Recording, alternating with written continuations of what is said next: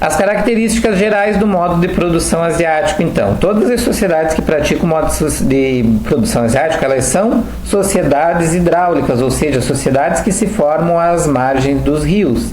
Por exemplo, o Egito, que se formou por conta do Nilo. A Mesopotâmia, que ficava entre o rio Tigres e o Eufrates. A China, que estabeleceram as aldeias em torno do Rio Amarelo, e assim por diante. A atividade econômica central das sociedades que adotaram o modo de produção asiático era a agricultura, com a terra sendo propriedade estatal. Os tributos pagos em forma da corvéia real, que era parte da produção.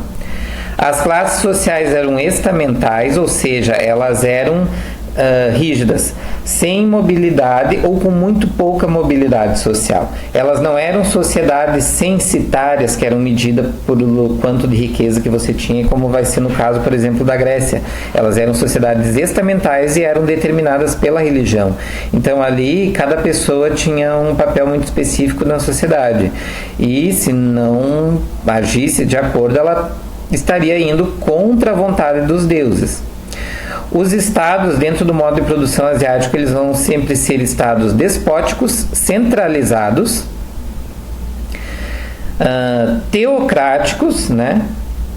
Eles vão sempre ter explicações na religião, e são burocráticos, né? O desenvolvimento da escrita, então vai se desenvolver toda a burocracia do Estado. E no Estado despótico quer dizer que é um Estado autoritário, que é um Estado autoritário, né? O Egito, os estados ali da região da Mesopotâmia eram estados autoritários.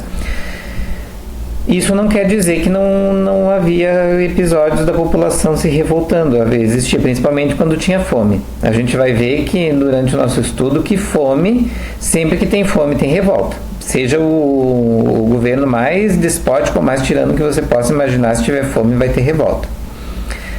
E as religiões eram politeístas, com crença na vida após a morte, e antropozoomorfismo, ou seja, os deuses tinham características de humano, e muitas vezes humano misturado com animais, por exemplo, os deuses do Egito.